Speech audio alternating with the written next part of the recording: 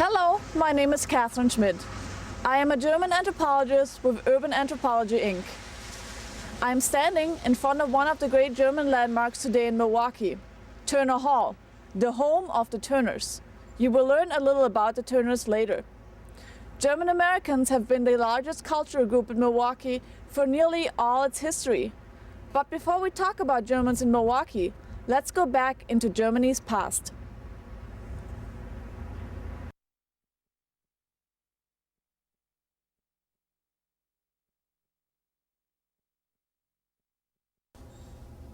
At the time that a lot of the people were leaving Germany and coming to the United States, Germany was divided into a number of kingdoms. The kingdoms ruled the lives of the German people, and a lot of stories ended up in fairy tales about these kingdoms. A German set of brothers named Grimm collected all these stories, and you have probably heard of these fairy tales, such as Cinderella, Hansel and Gretel, Little Red Riding Hood, Sleeping Beauty, and Rapunzel. But while these kingdoms had fantastic qualities, they also could be hard on the people. Sometimes the local kings oppressed their subjects by making them change their religions or get drafted into wars the people were against, or raise their taxes too high.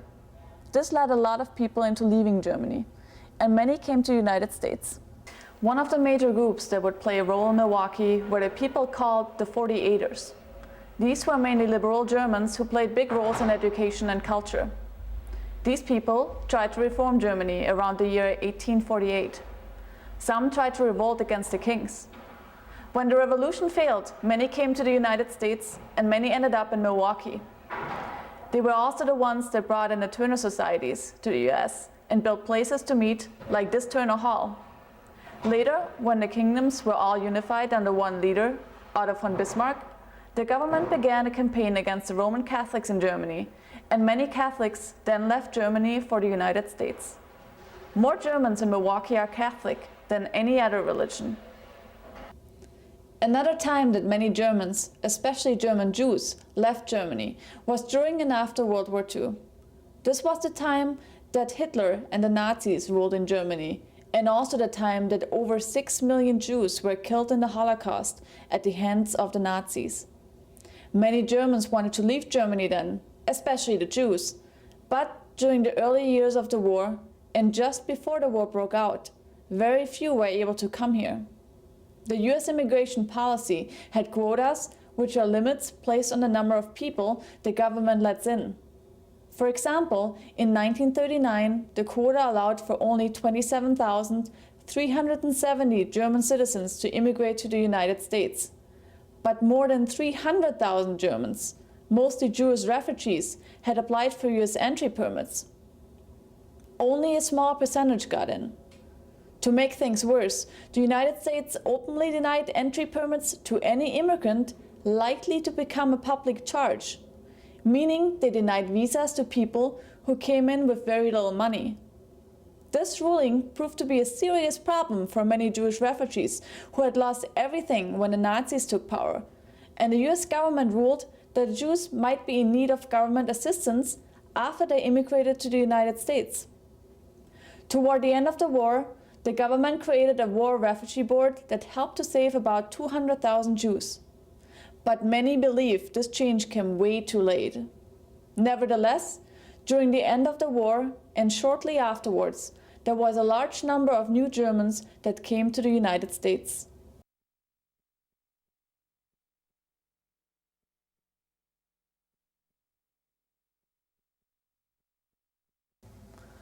But where did the Germans settle when they first arrived in America? The first German community in America was called Germantown, and that was built in Pennsylvania in 1688. Other groups of Germans came in a little after this. Most of the Germans that came to the United States settled in the area where we live, around Wisconsin.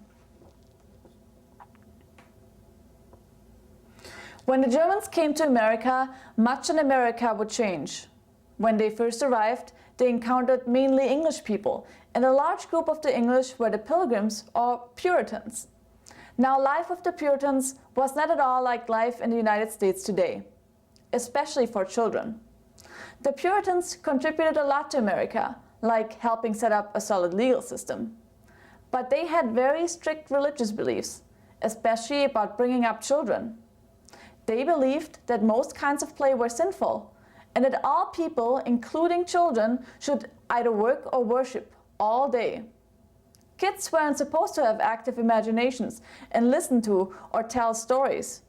Children were expected to be silent and not show any emotion. Adults also avoided partying and drinking. The Germans were like the Puritans in some ways, but in other ways they were very different. Back in Germany, people also had strong religious beliefs, and child discipline was strict. Here in the United States, German-American kids also worked hard around the house and on farms. But the Germans really believed in having fun. One of the things that German families did that really irritated Puritans was going out on Sunday afternoons after church with the entire family and drinking beer in beer gardens. While this was considered wholesome family fun for Germans, it was considered scandalous by the Puritans. In Milwaukee, the Puritans called the Germans Sabbath profaners and tried to outlaw the practice.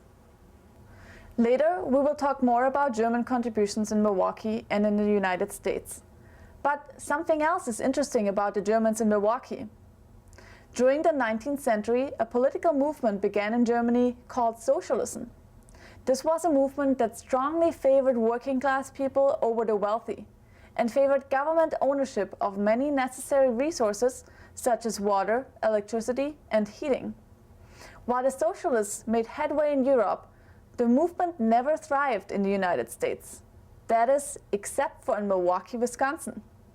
In a few minutes, you will see part of a documentary about these Milwaukee socialists and how the Germans made this work in Milwaukee. But first, let's get back to your instructor so you can work on the questions that were set up for you.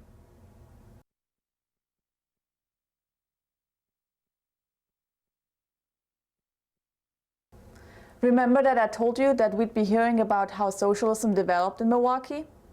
Well, Milwaukee had 3 socialist mayors in the 20th century and many other major socialist leaders. This movement worked in Milwaukee for many reasons. But in particular, it worked because the socialists used German traditions to attract voters and members. And of course, Milwaukee was overwhelmingly German. Let's hear more.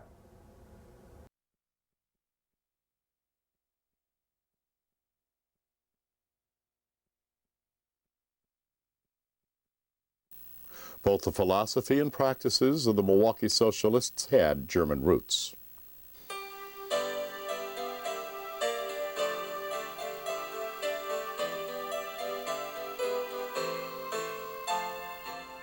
A form of militant socialism came from German philosopher Karl Marx, who argued that class struggle and conflict were inevitable outcomes of human history.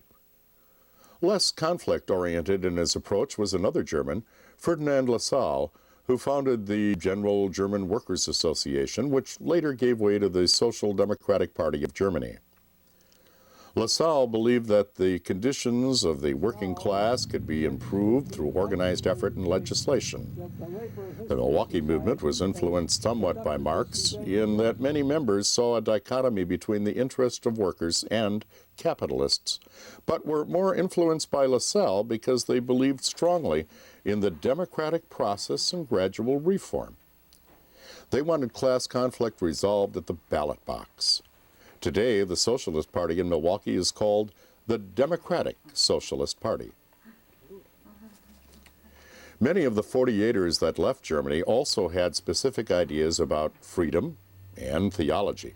The Germans brought to the United States influences that were incorporated into those who were best and strongest in the socialist convictions. Among these were the Turners.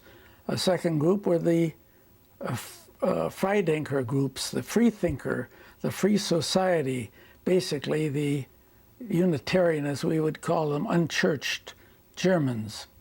The encyclical of Leo XIII of 1890, called Rerum Novarum, was a severe attack on German socialism, and that was brought over to the United States. So relatively few people of the Socialist Party were ever members, were Roman Catholics, although there were Roman Catholics who were active members in the party. And that difficulty existed up until maybe 1960 or shortly thereafter. The formal party practices were modeled after the German socialist movement, which included the organization of subunits to the existence of a daily socialist newspaper, to party policy and conformity to the socialist platform. Berger almost duplicated in the United States the kind of tightly disciplined political party that he had known as practiced in Germany to begin with and in all of the countries of Europe. While the party structure followed strict formal guidelines, leisure time activities were, well, anything but formal.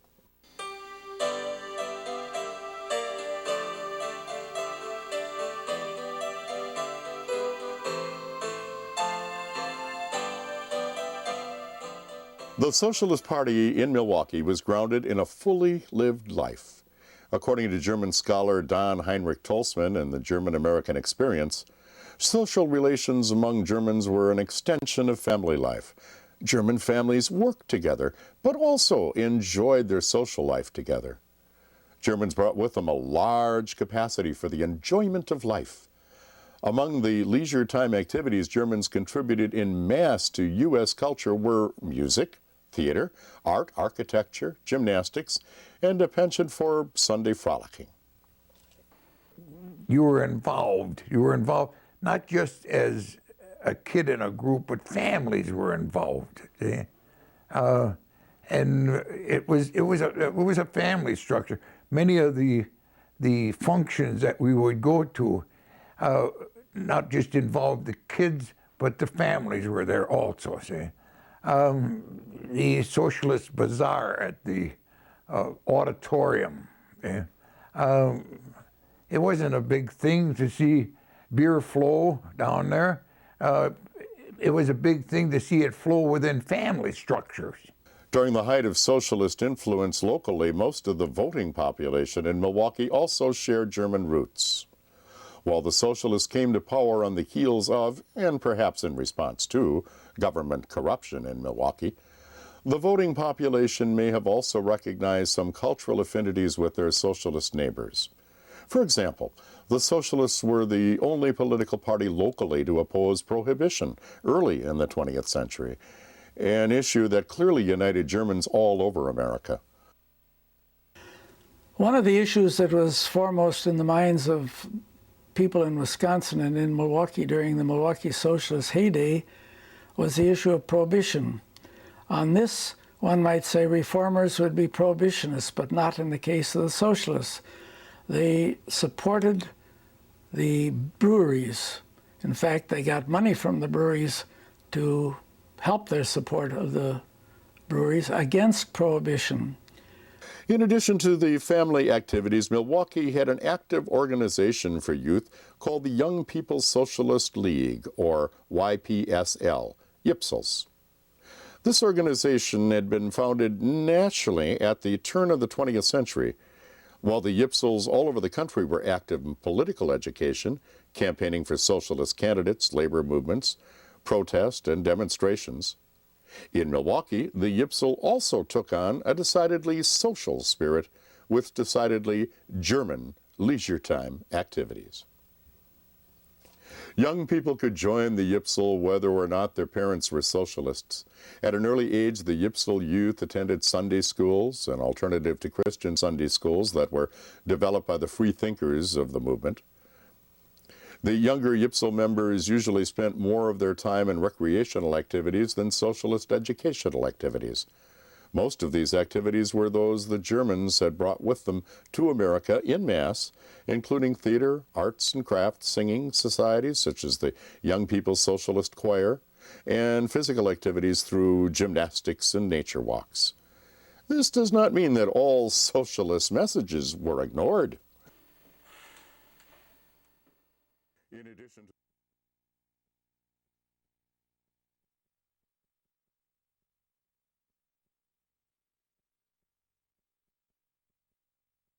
Now you've had a chance to see how the German fondness for fun even played roles in the socialist movement here.